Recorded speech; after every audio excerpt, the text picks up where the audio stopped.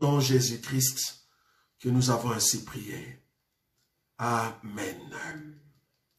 Que le Seigneur vous bénisse. Nous allons prendre nos Bibles bien-aimées et nous allons commencer notre enseignement. Nous allons continuer. Shalom, shalom à tous ceux qui sont en ligne avec nous.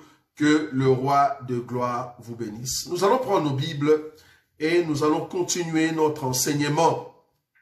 Un enseignement grand, un enseignement qui nous ramène dans la présence de celui qui nous aime, étant Jésus-Christ de Nazareth, le roi des gloires. Car aucun homme n'est semblable à ces dieux. Nous sommes toujours dans notre passage clé, dans le livre de Matthieu. Matthieu chapitre 14.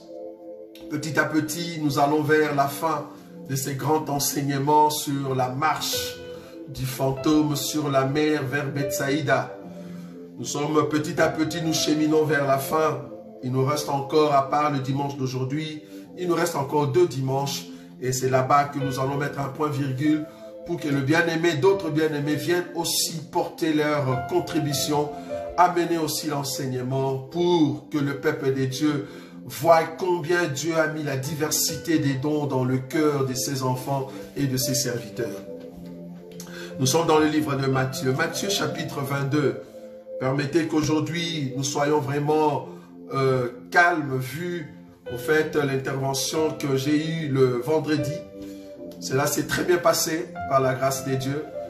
Nous avons en tout cas essayé de ne pas avoir les bandons sur la face. Nous l'avons enlevé, bien que nous l'avons camouflé avec les lunettes, vous ne saurez pas le voir, mais c'est vraiment terrible et c'est douloureux, mais cependant Dieu nous donnera la force. Voilà, Matthieu chapitre 14, à partir du verset 22. Aussitôt après, il obligea le disciple à monter dans la barque et à passer avant lui de l'autre côté, pendant qu'il renverrait la foule. Quand il l'eut renvoyé, il le monta sur la montagne pour prier à l'écart. Et comme le soir était venu, il était là seul. La barque déjà au milieu de la mer était battue par le flot, car le vent était contraire. À la 4e veille de la nuit, Jésus alla vers eux marchant sur la mer. Et quand les disciples le virent marcher sur la mer, ils furent troublés et dirent « C'est un fantôme ». Et dans leur frayeur, ils poussèrent des cris.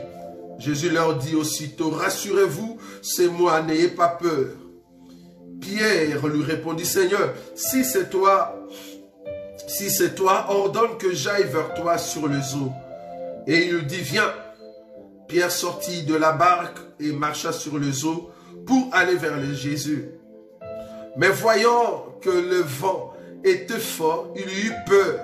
Et comme il commençait à enfoncer, il s'écria, « Seigneur, sauve-moi » Aussitôt Jésus étendit la main, le saisit et lui dit, « Homme de peu de foi, pourquoi as-tu douté ?»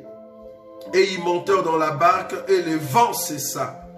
Ceux qui étaient dans la barque vinrent adorer Jésus et dirent, « Tu es véritablement le Fils de Dieu. » Après avoir traversé la mer, ils vinrent dans le pays de Génézareth, c'est-à-dire Bethsaïda. Les gens de ce lieu, ayant reconnu Jésus, envoyèrent de messagers dans tous les environs et on lui amena tout le malade. Ils prièrent de leur permettre seulement de toucher le bord de son vêtement. Et tous ceux qui le touchèrent furent guéris. Parole du Seigneur. Comme je vous ai dit, petit à petit, nous allons cheminer vers la fin. Aujourd'hui, nous avons notre 4e sous-thème. Ce 4e sous-thème, nous voulons maintenant parler de ce fantôme. Le fantôme qui marche maintenant sur la mer. Comme vous allez le remarquer, nous avons touché beaucoup de sous-thèmes, beaucoup d'éléments par rapport le verset 22 jusqu'au verset 24. Maintenant, ici, on est au verset 25e et on descend pour terminer.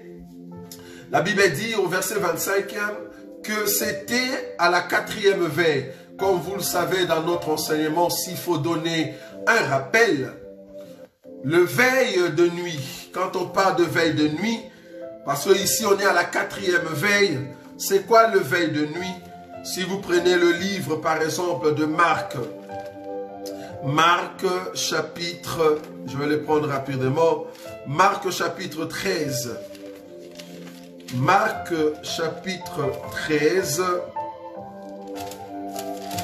Marc chapitre 13, à partir du verset 35, ou le verset 35, la Bible dit ceci. Je commence à partir du verset 34. Il en sera comme d'un homme qui, partant pour un voyage, laisse sa maison, remet l'autorité à ses serviteurs, indique à chacun sa tâche et ordonne au potier de veiller. Veillez donc, car vous ne savez quand viendra le maître de la maison, ou le soir, ou au milieu de la nuit, ou au chant du coq, ou le matin. Ce sont là les 4 veilles de la nuit. Nous avons le soir, le milieu de la nuit, le chant du coq et le matin, que moi j'appelle très tôt le matin. 4 veilles de la nuit. Nous avons déjà expliqué lors d'un enseignement ici que le soir c'était en fait les rassemblements. C'était le temps où Dieu a commencé à rassembler son peuple. C'était le temps où Dieu commence maintenant à guérir son peuple. C'est le temps où Jésus est en train de transformer nos vies. Nous qui étions des païens et nous venons au Seigneur Jésus, il transforme notre vie. C'est le rassemblement de l'église. C'est ça au fait le soir. Le milieu de la nuit, si vous allez par exemple dans Matthieu chapitre 25, c'est un rappel parce que c'est un enseignement qu'on a déjà prêché. Si vous allez dans le livre de Matthieu chapitre 25, là on parle de 10 vierges, vous allez voir que c'était au milieu de la nuit. D'abord, elles sont venues le soir. Au milieu de la nuit, on cria, voici le pou, allez à sa rencontre. C'était 2 messages. Voici le pou. Allez à sa rencontre. D'abord, voici le pouls, c'est l'enseignement qu'on présente. C'est la parole de Dieu que nous prêchons. Mais aller à sa rencontre, ce n'est seulement la Vierge sage qui va aller à la rencontre du Seigneur. Mais c'était au milieu de la nuit. Est-ce que vous voyez cela? Donc, par rapport aux 4 veilles, le milieu de la nuit, c'est la rencontre de l'épouse avec l'époux. Ça, c'est par rapport à la prophétie depuis la croix jusqu'au millénium. J'explique que le 4 veilles, depuis la croix jusqu'au millénium. Mais vous allez voir que je vais toucher la 4e veille ici différemment. Pourquoi? Parce que je vais prendre les 4 veilles dans la vie de l'Église. Mais ici, dans la prophétie, après la croix jusqu'au millénium, nous savons expliquer aussi les 4 veilles. Ça va? Donc, par rapport à ce qui est écrit dans le livre de Marc, je suis en train de présenter les 4 veilles depuis la croix jusqu'au millénium. Je dis que depuis la croix, c'est-à-dire après la croix, c'était le soir. Alors, lors de l'enlèvement, ça sera au milieu de la nuit. Quand la femme, l'épouse, la vierge sage, va aller à la rencontre de l'époux. Ça sera au milieu de la nuit. Le chant du coq, le coq qui chante, n'est rien d'autre que les 2 sons de coq qui ont chanté lorsque Pierre avait renié le Seigneur. Vous voyez? C'est quand Pierre a renié le Seigneur que les 2 sons du coq ont sonné. Et nous expliquons que le chant du coq ou les 2 sons du coq n'est rien d'autre que le temps de besoin. C'est-à-dire, nous avons le soir, les rassemblements, l'appel de l'église. Après, il y aura au milieu de la nuit, c'est-à-dire l'enlèvement. Ça, c'est la 2e veille, l'enlèvement de l'église. 3e veille, ça sera les temps maintenant, le 2 coq, le 2 son du coq, c'est-à-dire le 2 juin. Les 2 prophètes viendront pour prêcher. C'est là-bas que le son du coq va crier. Vous voyez? Et après ce son du coq, il faut que le Seigneur vienne à la 4e veille. Or, la 4e veille annonce l'arrivée du soleil, annonce l'arrivée de la lumière. Or, l'arrivée de la lumière, c'est juste avant le millénium, quand le Seigneur Jésus reviendra avec nous, nous qui étions partis en enlèvement, c'est-à-dire au milieu de la nuit, et ceux qui ont raté l'enlèvement, qui sont restés pendant le chant du coq, il faut qu'ils soient ressuscités. Ah, ok, je commence déjà à entrer. Il faut qu'ils soient ressuscités pour qu'ils voient la joie du matin, la lumière du matin, c'est-à-dire le millénium. Bon, ceux qui sont de la maison, ils ont déjà compris cet enseignement. Donc, c'était juste un rappel. Donc, le 4 veilles, dans la ligne prophétique depuis la croix jusqu'au millénium, explique l'arrivée de l'Église, l'enlèvement de l'église, une partie de l'église, et le 144 000 et la Vierge folle qui vont rester, et après l'entrée maintenant dans le millénium, c'est-à-dire l'arrivée du soleil. C'est ça les 4 veilles. Maintenant, ici, je vais toucher la 4e veille d'une autre manière. Je touche la 4e veille comme étant l'enlèvement de l'église et en même temps, les temps où la Vierge folle souffre et en même temps, l'entrée du Seigneur dans la scène sur la terre, c'est-à-dire le millénium. Vous allez voir comment je vais le toucher. Remarquez l'écriture. Je rentre là-bas. Matthieu chapitre 14. Matthieu chapitre 14, le verset 25. La Bible dit, « À la 4e veille de la nuit, Jésus alla vers eux. Jésus alla vers eux, marchant sur la mer. » Jésus qui marche sur la mer ici, ce n'est plus la dimension de ce Jésus qui était au fait de l'autre côté. Souvenez-vous quand nous avons prêché, quand nous avons commencé cet enseignement, nous avons dit que Jésus avait séparé la foule avec les disciples. Ça, c'était le soir. C'est bien écrit. Aussitôt, dans le verset 22, aussitôt après, il obligea les disciples à monter dans la barque et à passer avant lui de l'autre côté pendant qu'il renverrait la foule. Ça va?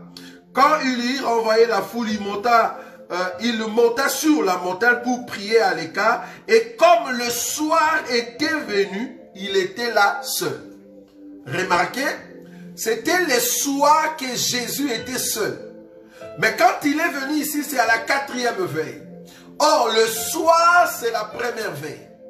Donc, Jésus avait dit aux disciples d'entrer dans la scène, d'entrer sur la mer, pardon, dans la mer, ou bien au milieu de la mer, c'était le soir, c'est-à-dire après la croix.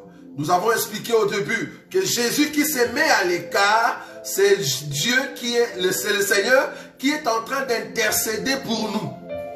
Or, quand il intercède, c'est après la croix, pour que l'église qui est au milieu de la mer passe les temps de formation.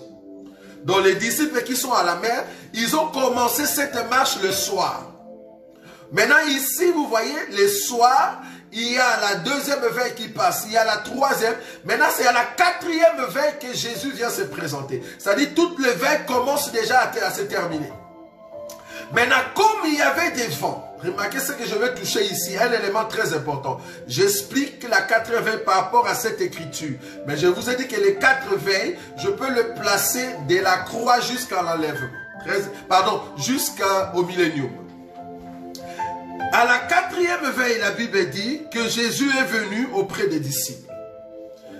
La Bible dit que Jésus marchait sur la mer. Marcher sur la mer, comme vous le savez, selon Apocalypse, chapitre 17. Bon, pour ceux qui aiment toujours avoir des écritures, Apocalypse, chapitre 17. La Bible dit ceci. C'est quoi marcher sur la mer? D'abord, pour comprendre cela, tu dois comprendre d'abord la mer, c'est quoi? Nous l'avons déjà expliqué. La mer, c'est le monde. Maintenant, Jésus qui marche sur la mer, cela veut dire quoi? Alors, le Apocalypse 17, le verset 15, la Bible dit, « Il me dit, le zoo que tu as vu, sur lequel la prostituée est assise, ce sont le peuple de foule, des nations et des langues. » Donc, la mer, le zoo, c'est au fait tout ce qui est le monde. Quand la Bible dit que Jésus qui marche sur la mer, c'est-à-dire rien ne peut retenir le Seigneur. Parce que comprenez que le soir, il a marché avec ses pieds et après il est monté sur la montagne. Je vous ai dit monter sur la montagne, c'était l'enlèvement de notre Seigneur Jésus qui est parti pour intercéder. Maintenant, comme il était parti pour intercéder, pour revenir, il revient, il marche sur la mer. Ça annonce le retour du Seigneur Jésus. Mais le retour du Seigneur Jésus, comme étant roi en Israël, pas encore. Le retour d'abord ici, c'est pour venir chercher un peuple. Vous voyez? Il vient chercher un peuple. Or, quand il viendra chercher un peuple, ça ne sera plus les Jésus qui marchaient sur la terre. Vous voyez? Ça sera maintenant les Jésus fantômes. Or, quand on dit fantôme, c'est l'apparition, un esprit qui est revenu. Quand on dit un fantôme veut dire un revenant. Quelqu'un qui est revenu, un esprit. Et cet esprit fait de la frayeur, c'est-à-dire la peur. Vous voyez? C'est-à-dire la dimension qu'on considérait Jésus. Quand il était de l'autre côté le soir, ce n'est plus la même personne qu'on voit ici. Donc Jésus étant fantôme, c'est Jésus esprit. Vous voyez ça? C'est Jésus esprit qui a la capacité de marcher sur la mer, qui a la capacité d'avoir l'autorité sur tout le monde, qui a la capacité d'avoir le pouvoir sur tout esprit. Vous voyez ça? Donc le fantôme ici, c'est Jésus esprit. Il a le pouvoir de marcher sur la mer. Or, la mer avec tous les esprits, la mer avec tous les hommes qu'elle renferme, Jésus a maintenant le pouvoir sur tous ces gens-là, tous ces esprits-là. Vous voyez? Maintenant, il marche sur la mer. Mais les disciples étaient encore au milieu de la mer. Je veux que tu fasses la différence entre Jésus qui marche sur la mer et les disciples qui sont au milieu de la mer. Nous, l'Église, pour le moment, nous sommes encore au milieu de la mer. Nous attendons le Seigneur Jésus qui viendra marchant sur la mer. Et ça vous voyez. Donc je suis en train d'expliquer que Jésus, fantôme, n'est rien d'autre que le Seigneur qui revient pour chercher un peuple. Maintenant, remarquez le peuple en question. Je rentre dans le livre de Matthieu. Dans le livre de Matthieu. Donc le verset 25. À la 4e veille de la nuit, Jésus alla vers eux, marchant sur la mer. Ça, c'est le Jésus esprit. Vous voyez? Nous parlons de Jésus esprit. Je vais expliquer quelque chose de très important. Vous allez comprendre. C'est Jésus esprit. Maintenant, remarquez le verset 26. Quand les disciples le virent marcher sur la mer, ils furent troublés et dirent, c'est un fantôme. Et dans leur frayeur, ils poussèrent des cris. Quand on regarde Jésus sur la mer, marchant, dans l'idée de l'homme naturel, un homme normal ne peut pas marcher sur la mer. Donc, la dimension de voir que cet esprit qui marche sur la mer, directement les disciples se sont dit, ça ne peut pas être Jésus. Parce que nous connaissons Jésus qui marche sur la terre. Nous ne connaissons pas un Jésus qui marche sur la mer. Pourquoi? Parce que dans leur réalité, quelqu'un qui marche sur la mer, il faut que l'apesanteur puisse l'attirer sous l'eau. Comment est-ce que cet homme a eu la capacité de contrôler son poids pour que le poids reste sur la mer? Donc ce n'est pas un homme normal, c'est un fantôme. C'est un esprit puissant qui domine la force de l'apesanteur, qui domine la force de l'eau, qui a la maîtrise de l'eau. Ah, donc ce n'est pas un homme normal, ce n'est pas le Jésus que nous connaissions avant, ça c'est un autre Jésus. Est-ce que vous voyez cela? Ils ont dit non, ça c'est un fantôme. Ça ne peut pas être le Seigneur, parce qu'un homme normal ne marche pas sur la mer. Je suis en train d'exhorter une personne. Si tu veux être puissant dans ta vie, il faut que les hommes voient que les choses que tu es en train de faire, ce ne sont pas les choses que les hommes font. Parce que tu es anormal. Quand tu entres dans les domaines spirituels, quand tu entres dans les domaines de la prière, quand tu as l'impact avec le Seigneur Jésus, vouloir ou pas, tu deviendras anormal. J'aime ça. Jésus est devenu anormal aux yeux des disciples. Parce qu'un homme normal ne peut pas marcher sur la mer. Ce n'est que quand tu deviens spirituel, quand tu sors de ton corps, quand tu sors de tes pensées, quand tu sors de ta vie quotidienne et que tu entres dans l'intimité avec le Seigneur Jésus, c'est là-bas que tu deviens spirituel. C'est là-bas que tu fais des choses que l'homme va dire, non, c'est anormal. Parce que des fois, nous vivons avec la réalité du monde. Nous vivons avec la réalité de tout ce qui nous accable. Mais nous oublions d'entrer dans l'intimité avec le Seigneur Jésus. Et c'est là-bas qu'il nous ramène dans son royaume. Ça, vous voyez cela? Jésus qui marche sur la mer ici, ce n'est plus le même Jésus qui marchait sur la terre. Parce qu'ici, il est devenu un esprit. C'est un esprit. Ça, vous voyez? Peut-être tu ne vois pas encore. Remarquez. Le verset 26. Quand les disciples le virent marcher sur la mer, ils furent troublés et dirent, c'est un fantôme. Et dans leur frayeur, ils poussèrent des cris. 27. Jésus leur dit aussitôt, rassurez-vous, c'est moi, n'ayez pas peur. Le Jésus qui parle ici, il n'est pas englouti dans l'eau, il a la maîtrise de l'eau et il a la maîtrise de son corps. Il peut rester debout sur l'eau. Ça, vous voyez, c'est la dimension spirituelle de notre Seigneur Jésus. Ça, vous voyez cela.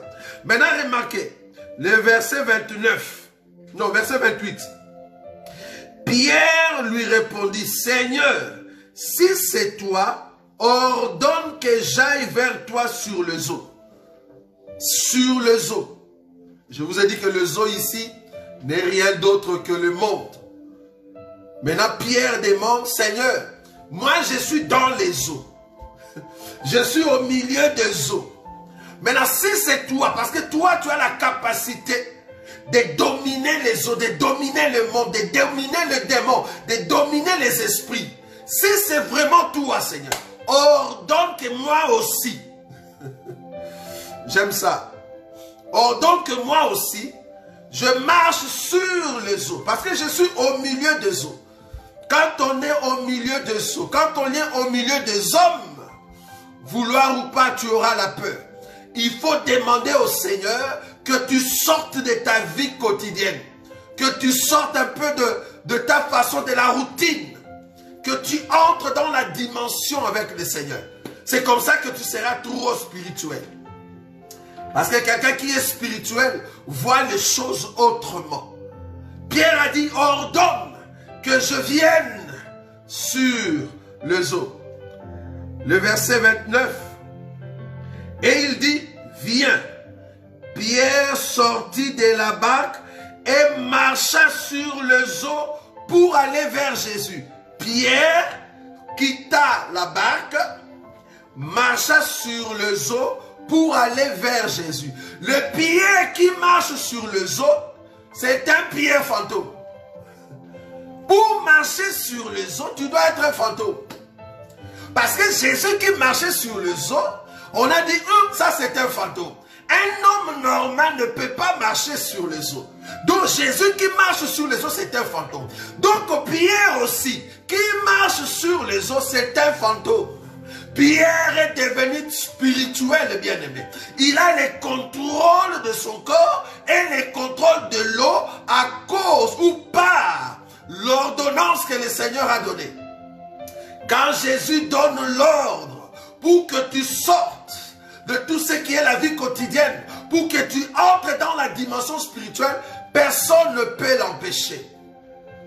Je suis en train d'expliquer que Jésus qui est sur la mer, c'est le Jésus spirituel. Or, quand est-ce que le Jésus spirituel viendra et nous allons le voir, il viendra pour prendre un peuple. Jésus, quand il est venu, il viendra au fait, quand il est venu ici par rapport à cette écriture, il a dit à Pierre, sors de la barque. Pierre aussi marchait sur les eaux, donc Pierre aussi était devenu un fantôme. Si Jésus était un fantôme et que Pierre aussi était un fantôme, donc tel que Jésus est, tel que Pierre est devenu. Ah, donc nous aussi, Église, nous sommes Pierre, nous sommes encore au milieu des eaux, quand le Seigneur Jésus-Christ viendra, tel qu'il est, tel que nous serons. C'est-à-dire nous deviendrons spirituels, nous allons sortir de la barque et nous allons devenir des esprits. C'est peut-être que tu ne voyais pas. 1 Thessaloniciens. Bon, je dansais là-bas, mais tu n'as pas bien vu. Je vais t'aider comme ça, tu vas bien voir. 1 Thessaloniciens chapitre 4. Qu'est-ce que je suis en train de dire ici? Je suis ici. Le verset 15. C'est là-bas que je suis. Voici en effet ce que nous vous déclarons. D'après la parole du Seigneur, nous les vivants, restés pour l'avènement du Seigneur.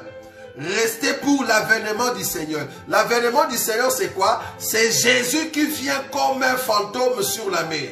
Vous voyez ça? Jésus qui vient comme un fantôme sur la mer, c'est ça l'avènement du Seigneur. Ok. Mais remarquez, nous ne dévancerons pas ceux qui sont décédés, car le Seigneur lui-même a un signal donné à la voix d'un archange et au son de la trompette de Dieu, descendra du ciel.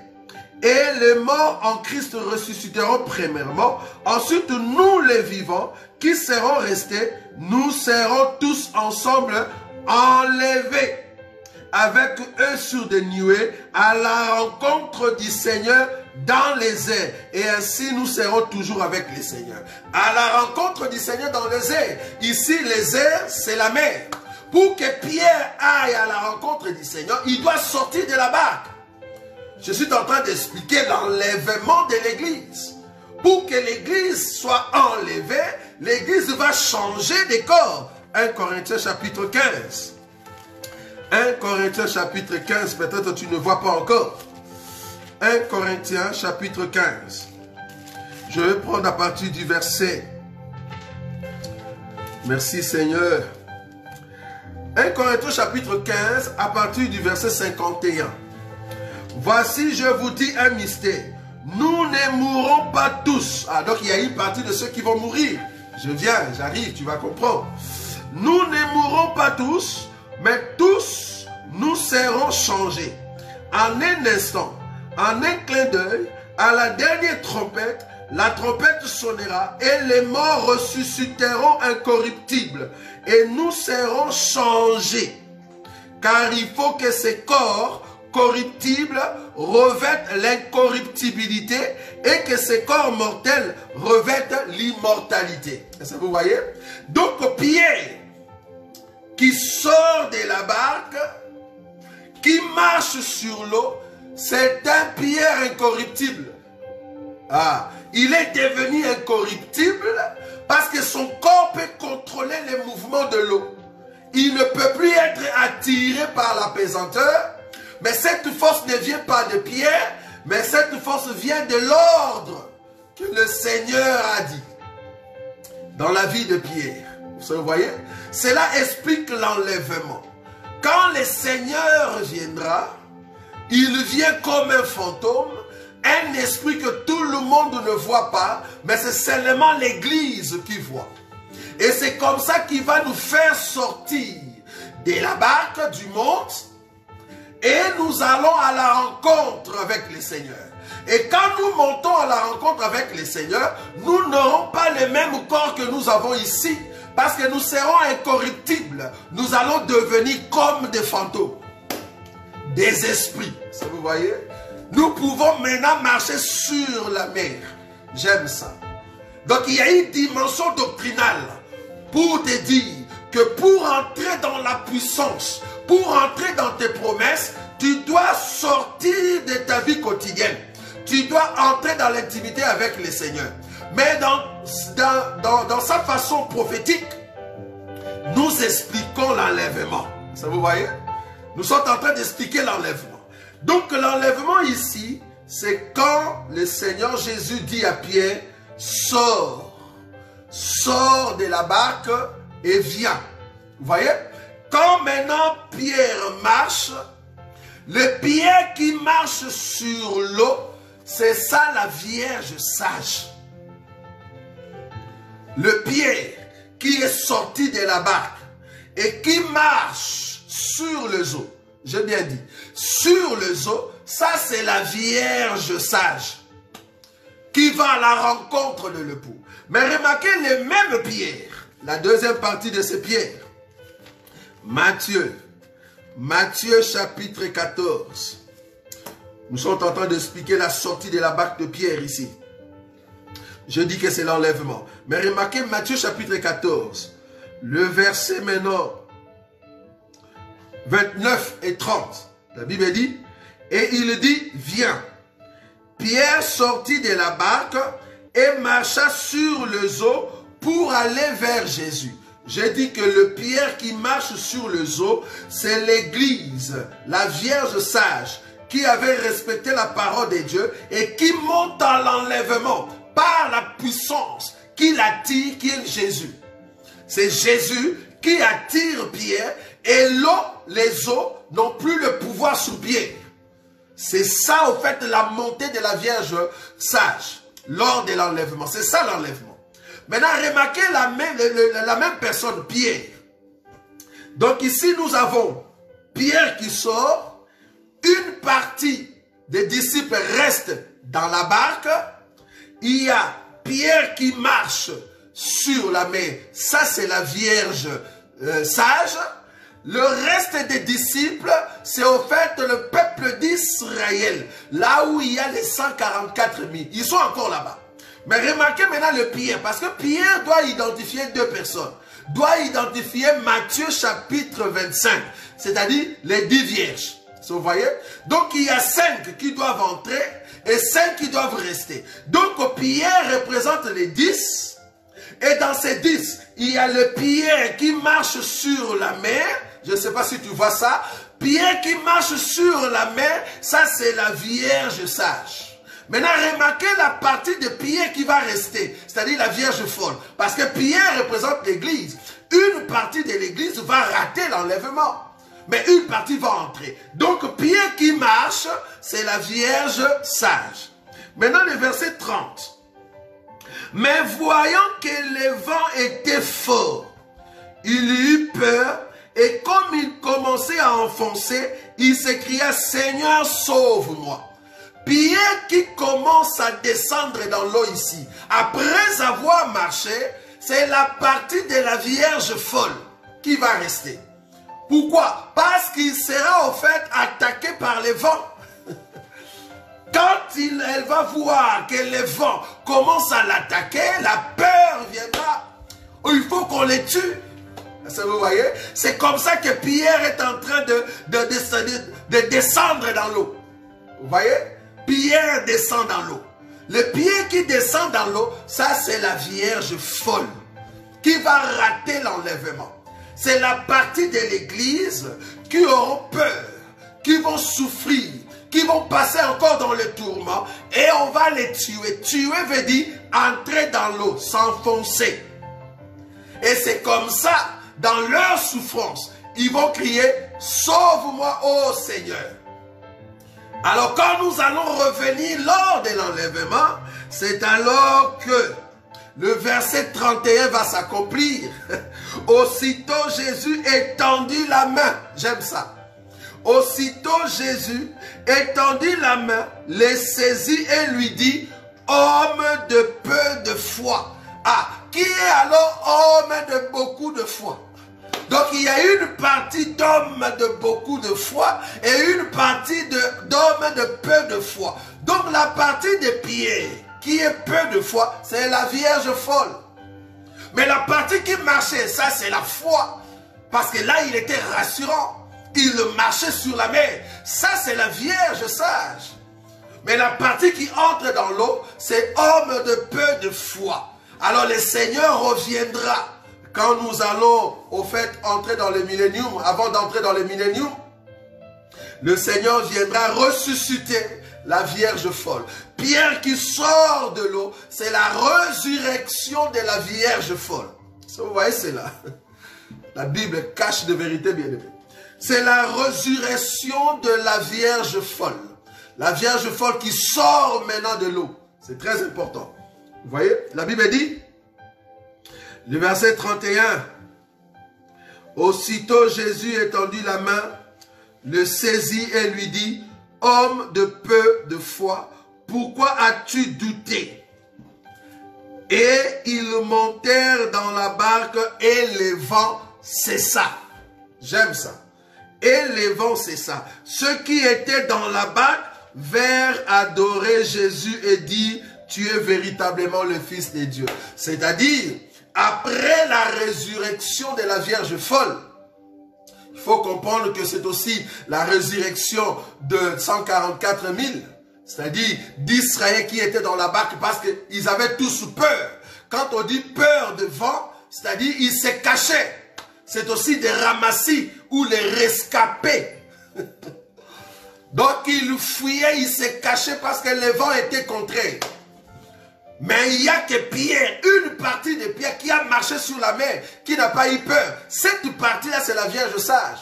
Mais l'autre partie de Pierre qui descend maintenant dans l'eau, et les autres qui avaient peur, cela explique les temps de la grande tribulation, où le monde va passer dans des moments terribles, où le vent va au fait frapper à fond. Mais remarquez, quand le Seigneur viendra, quand nous allons revenir ici sur terre, pour commencer le millénium, c'est là-bas que ceux qui étaient morts en Christ Jésus, ou soit qui ont accepté la parole, ils seront maintenant de nouveau ressuscités. À part ceux qui étaient ressuscités avant l'enlèvement, pendant l'enlèvement de la Vierge sage. Donc ils seront maintenant ressuscités, c'est la partie où on prend Pierre pour l'amener dans la barque. Quand maintenant, ceux qui vont mourir pendant les temps de la grande tribulation, ils seront ressuscités parce qu'ils ne vont pas prendre la marque de la bête. Quand ils seront ressuscités, c'est là-bas que le millénium va commencer. Mais avant que le millénium commence, il faut que le vent cesse. Il faut que le vent cesse. Or, le vent qui cesse ici n'est rien d'autre que Apocalypse.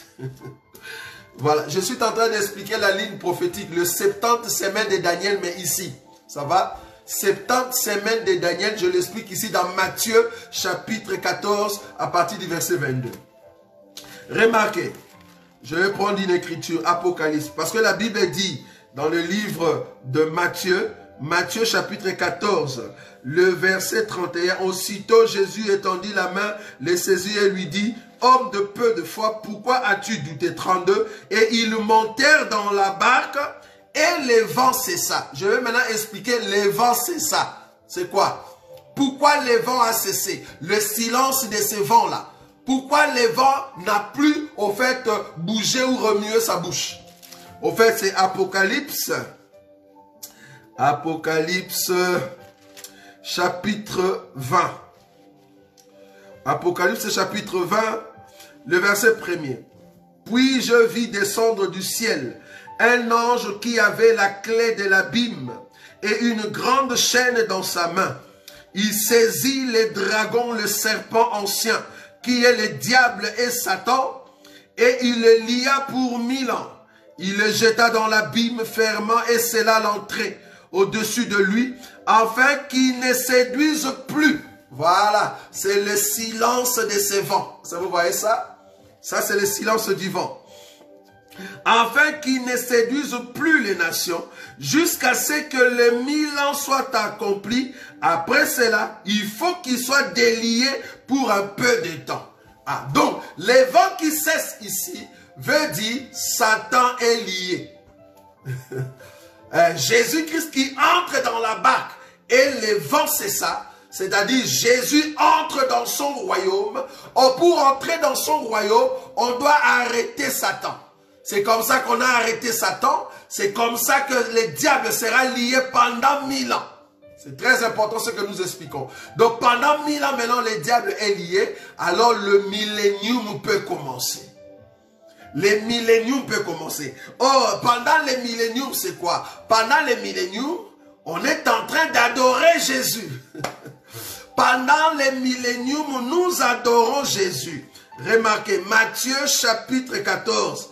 J'explique les 70 semaines de Daniel ici. Matthieu chapitre 14. Matthieu chapitre 14, le verset 33.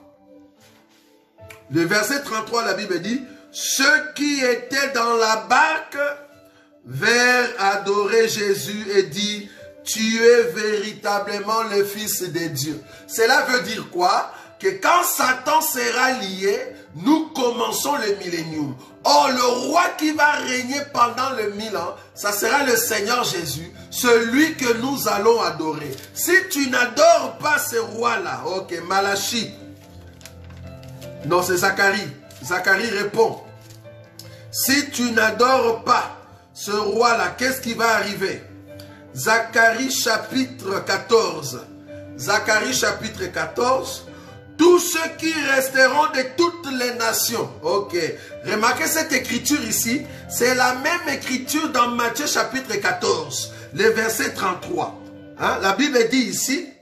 Matthieu chapitre 14, le verset 33. Ceux qui étaient dans la barque.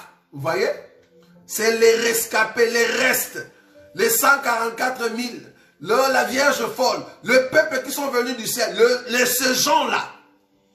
Ils viennent maintenant pour adorer le Seigneur. Zacharie dit ceci. Zacharie chapitre 14, le verset 16. Tous ceux qui resteront de toutes les nations, venus contre Jérusalem, monteront chaque année pour adorer le roi, l'Éternel des armées, et pour célébrer la fête des tabernacles. S'il y a de familles de la terre qui ne montent pas à Jérusalem pour adorer le roi, l'Éternel des armées, la pluie ne tombera pas sur elle. Ça, c'est l'adoration, parce que le vent a cessé. Nous entrons maintenant dans le millénium. Ça, vous voyez? Jésus qui entre dans la barque, c'est le Seigneur Jésus qui revient. Remarquez? Ah, la Bible, c'est très bien ça. Remarquez que Jésus a pris la main de Pierre, il a soulevé, il a dit, homme de peu de foi. Homme de peu de foi, pourquoi tu as douté? Ok. Il a tiré comment? On était dans l'eau. On n'était pas sur terre. C'est comme si Pierre était dans un trou et qu'on le tire. Là, on est sur la mer. Donc, Jésus, quelle est la force que tu as pour soulever un monsieur comme Pierre? Le fait de soulever Pierre, ça c'est la résurrection. C'est ce que j'ai dit tout à l'heure. C'est la résurrection. Pierre est en train de sortir de l'eau. Or, quand Pierre est sorti de l'eau, il faut que Pierre entre maintenant dans la barque avec le Seigneur Jésus. Jésus est toujours sur la mer. Jésus est toujours sur la mer. Pierre doit revenir sur la mer pour entrer maintenant dans la barque. Cela prouve que ceux qui seront ressuscités, ça sera maintenant un peuple puissant. Vous voyez cela? Le Pierre qui était englouti, c'est la Vierge folle, tous ceux qui vont rater l'enlèvement, mais qui ne vont pas prendre la marque de la bête, quand ils seront ressuscités puissants. Et ils vont entrer dans la barque, c'est-à-dire dans le millénium, dans le royaume du Seigneur. Et ceux qui étaient restés dans la barque, ils doivent venir adorer. J'aime ça. Ils doivent venir adorer le roi qui est à Jérusalem. Le roi qui est où? Qui est dans la barque. C'est pour cela, ceux qui étaient restés dans la barque, ils sont venus adorer Jésus. Cela prouve qu'avant les milléniums, il faut qu'il y ait le peuple qui vienne adorer le Seigneur. C'est ce que nous présentons. Et ça, vous voyez, c'est là. Et si vous continuez l'écriture, le verset 34, Matthieu chapitre 14, je cours parce que le dimanche prochain, on va parler d'une chose très importante et à la fin, nous aurons le temps de prier. Matthieu chapitre 14, le verset 34. Après avoir traversé la mer, ils vinrent dans le pays de Génézareth. Les gens de ces lieux, ayant reconnu Jésus, envoyèrent de messagers dans tous les environs et on lui amena tous les malades. J'aime ça. Ils les prièrent de leur permettre seulement de toucher les bords de son vêtement. Et tous ceux qui les touchèrent furent guéris. Prochainement, je vais toucher cette écriture de verset 36 pour vous montrer la dimension de ce que nous serons. Parce que nous sommes l'habit du Seigneur.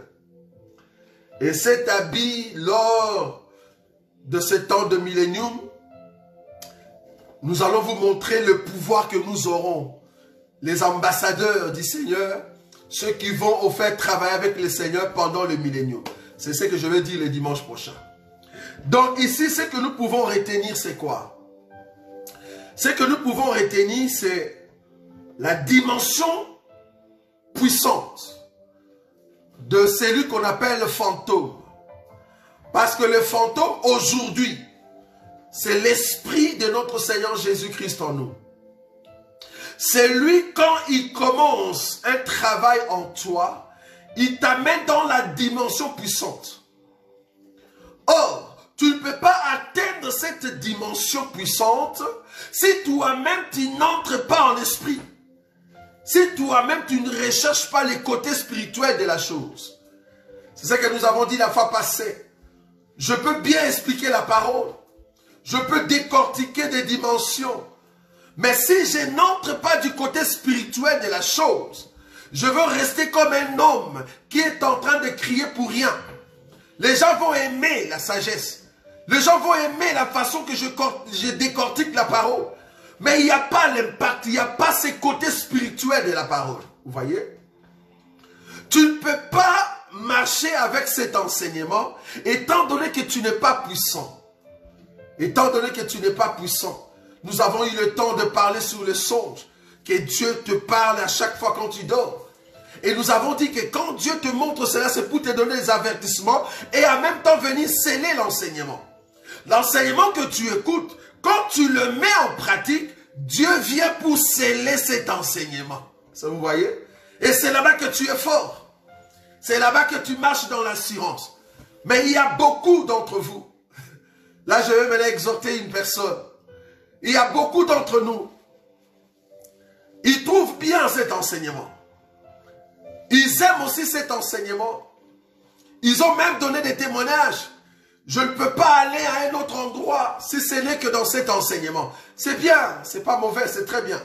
Mais est-ce que tu aimes réellement cet enseignement? Parce que quelqu'un qui aime l'enseignement, il va le mettre en pratique. Comment est-ce que tu ne sais pas le mettre en pratique? Tu veux écouter cela, mais tu ne l'aimes pas apparemment. Quand on regarde tes agissements, ta façon d'être, bien-aimé, oh, que Dieu nous aide. Vous savez, j'ai toujours dit que cet enseignement n'est pas facile. L'évangile que nous prêchons, l'évangile qui est au-dessus de tous les évangiles, comprenez que l'évangile de Christ que nous prêchons, c'est ça aussi le fantôme sur la mer. C'est l'évangile qui coiffe tous les évangiles.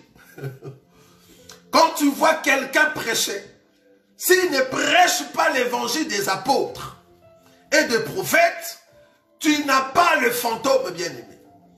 Cet évangile que nous prêchons, c'est les fantômes sur la mer. Parce que cela dépasse toutes les pensées des hommes. Cela est au-dessus de tout ce que les hommes peuvent dire. C'est ça le fantôme aussi sur la mer, cet évangile. Un évangile très puissant, qui surpasse même la puissance du diable, qui surpasse la puissance de démons.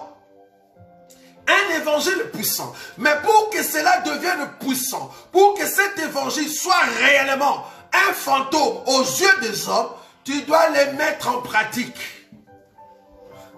Tu dois le mettre en pratique.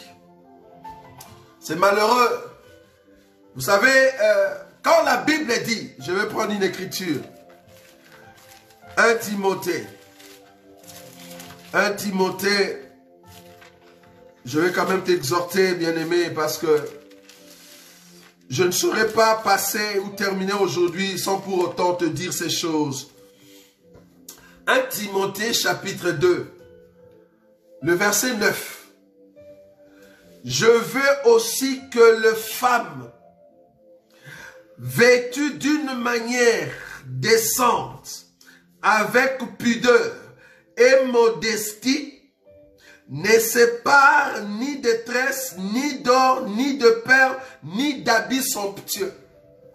Quand on parle de la pudeur ici, bien-aimé, quand on parle de la pudeur, cela veut dire, c'est pas toi-même en fait. La pudeur, ce n'est pas par rapport à toi-même. c'est par rapport aux autres.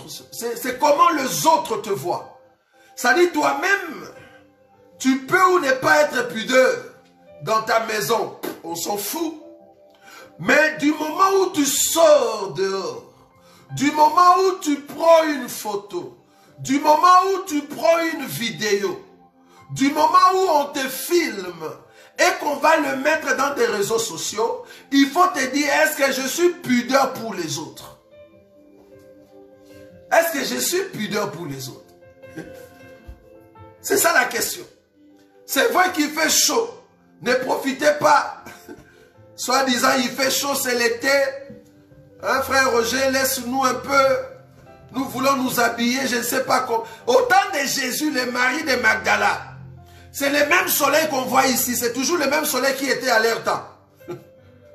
Dieu n'a pas encore changé de soleil. C'est le même soleil du temps de Jésus et à notre temps. Ça n'a pas changé.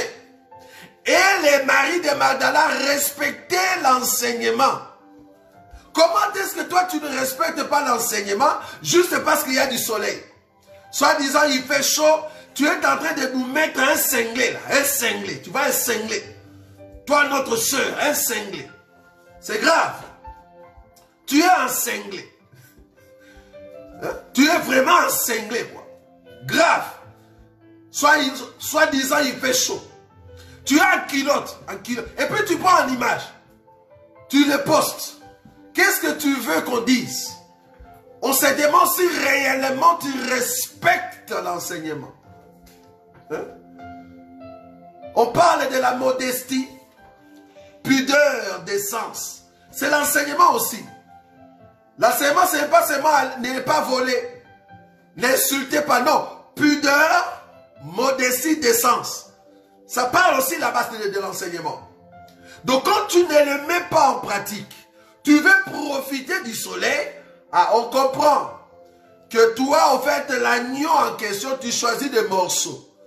Or, nous mangeons l'agneau dans son entièreté. Mais quand toi, tu commences à choisir des morceaux, on comprend que tu es trop dangereux. Ça vous voyez? Tu es trop dangereux. Or, nous devons prendre l'enseignement tel qu'il a été présenté par les disciples ou par les apôtres. Donc, ne profitez pas du soleil. J'ai vu quelqu'un, donc quand tu regardes du lundi à dimanche, les messieurs ou la sœur a posté plus de 10 photos. En tout cas, je me demande si tu es une star. En tout cas, moi, je me demande. Quand tu postes tout le temps de photos sur Facebook, et d'abord, les noms s'appellent Facebook. Donc, quand tu les postes tout le temps, moi, en tout cas, je commence à me poser trop de questions. Qu'est-ce que tu veux nous montrer? Tu ne donnes pas une information. Donc, tu ne passes pas un message. Juste, tu veux qu'on te voie. En tout cas, moi, je me demande, qu'est-ce qui passe dans ta tête? Ça s'appelle « M'as-tu vu ?» Je ne sais pas si tu connais ça. Ça s'appelle « M'as-tu vu ?» Donc, tu es dans un café, tu prends du café. Donc, juste pour prendre un café, tu prends une photo. Ah. Donc, mais ça, c'est grave. Juste un café, tu prends une photo. Tu passes dans la rue, toi-même. Tu n'es pas une star. Tu prends ton appareil, tu donnes à une personne, on te prend une photo. On se demande, tu étais avec qui? Tu n'es pas une star. Tu veux te faire une star? Là, on comprend est-ce que réellement le fantôme, l'enseignement du fantôme, est-ce que c'est vraiment sur la mer ou tu es encore au milieu de la mer? Parce qu'un enfant de Dieu doit être sur la mer, surpasser toutes choses. Tout esprit doit être sous toi. Là, tu es encore au milieu du monde. Tu es encore au milieu des hommes. Tout ce que les stars font, toi aussi tu le fais. C'est grave. À chaque fois que tu achètes un habit, tu prends des photos, tu nous mets ça. On doit ça. Et puis tu mets 4 photos mais avec la même tenue. On s'est dit, mais attendez, est-ce que c'était toi qu'on prenait ou c'était une autre personne qui t'aime et qui a pris des photos et puis toi tu as balancé? Donc c'est toi-même, tu as pris la photo ou l'appareil, tu donnes à une personne, on te prend 4, 5, 7 photos avec la même tenue. Et puis tu fais des phases. Tu es terrible. Tu es terrible, sans blague. Les stars, apparemment les stars, quand ils viennent là où ils vont faire leurs histoires, ils se mettent là, les photographes vont prendre des photos, lui il ne bouge pas trop. Ils vont prendre des photos, après ils passent. Mais toi, c'est toi-même qui donne ton appareil pour qu'on te prenne des photos. C'est grave. Tu te mets dans la peau des stars. En fait, de tels comportements, nous pouvons directement lire dans tes pensées qu'est-ce qui se passe. La modestie, la décence, la pudeur. Quand nous parlons de ces choses, quand nous voyons des hommes poster des photos, j'aimerais quand même vous dire un truc. Peut-être vous ne comprenez pas ce que je suis en train de dire. Moi, votre frère, je vous ai dit au début ici que j'ai eu en fait l'intervention chirurgicale le vendredi. Peut-être ici, vous ne voyez pas trop parce que je bouge tellement avec les lunettes que j'ai. Mais j'ai ici, tout près de mon œil, juste de ce côté-là, on m'a en fait déchiré pour enlever le kyste qui était là. Donc, la partie ici, normalement, est gonflée, mais vous ne savez pas le voir. Et à un moment, je suis entré moi-même dans ma chambre. J'ai dit, j'ai même appelé d'autres bien-aimés, j'ai dit, mais comment je vais me présenter? Comment je vais me présenter? Bon, je commençais à me dire, je vais mettre des lunettes. Mais lunettes anti-soleil. Bon, quand on dit lunettes anti-soleil, c'est pas un péché de le mettre. Hein? Je n'ai pas dit que c'est un péché. Tu peux mettre des lunettes anti-soleil, mais tu le mets quand? Par exemple, moi, dans ces cas ici, je pouvais bien le mettre. Mais je me suis dit, peut-être je veux déranger une personne. Si je le mettais, la forme de mes lunettes que j'ai anti-soleil, si je le mettais ici et que je prêche la parole de Dieu, peut-être quelqu'un sera dérangé. Je serai peut-être une pierre d'achoppement pour une autre personne. J'ai évité. Mais si c'était toi, tellement tu aimes qu'on puisse te voir, tu vas balancer ça. Et surtout qu'il y a un nom. Tu vas nous balancer de lunettes. C'est grave. J'ai vu un homme de Dieu qui s'est dit docteur de la parole de l'évangile éternel, qui est à Kinshasa, et qui est en train de prêcher avec des lunettes vraiment noires là fond. Je dis peut-être il est devenu aveugle. S'il est devenu aveugle, ah, peut-être il a un problème des yeux, gloire à Dieu. Mais si tel n'est pas le cas, ça s'appelle m'as-tu vu? À moins que tu sois vraiment comme moi, peut-être. C'est-à-dire tu as vraiment un problème au niveau de l'œil. Et que tu ne veux pas que le peuple voie cela, nous disons Amen. Mais si tel n'est pas le cas, je te dis, ça s'appelle m'as-tu vu? Rien qu'avec de tels comportements, on peut déjà lire la maturité spirituelle que vous avez. La maturité spirituelle. C'est grave. Je peux encore comprendre quelqu'un qui est en train de préparer un événement. Parce que quelqu'un qui prépare un événement, il y a des passages là où il doit passer, là où il doit faire. Ça, on comprend. Quand on prépare un événement, il y a quand même des lieux où tu dois passer. Là, on comprend. Ça va? Mais ici, je parle d'une personne seule. Donc, chaque jour, toi, tu postes des photos sur Facebook. Et puis, apparemment, tu ne passes pas un message. Tu chantes seulement, ou bien tu fais des phases, tu souris, et tu nous balances cela. On se dit, mais qu'est-ce qui ne va pas avec toi? On te connaît. On sait déjà que tu es belle. On sait déjà que tu es beau. Mais pourquoi tu nous balances tes photos? C'est grave ça. C'est grave. Ça s'appelle m'as-tu vu? Quelqu'un qui est m'as-tu vu, tu n'es pas modeste. Tu n'es pas modeste. Or, la Bible exige la modestie. Tu es m'as-tu vu? Cela veut dire que tu n'es pas modeste. Donc, quelque part, essayez de bien voir l'enseignement. Très important. Sinon, vous ne saurez plus comment est-ce que le fantôme va passer dans nos vies. Et quand nous allons partir, vous ne saurez même pas.